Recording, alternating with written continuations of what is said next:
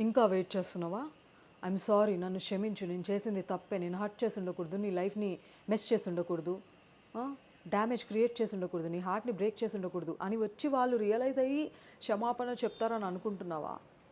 If you are still waiting for that one apology, you are wasting a lot of time. వాళ్ళు చేసిన damage కన్నా నీ లైఫ్ని నువ్వు ఇంకా ఇంకా ఇంకా డ్యామేజ్ చేసుకుంటున్నావు.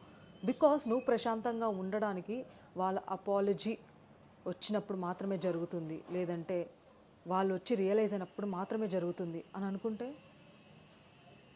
ఎలా?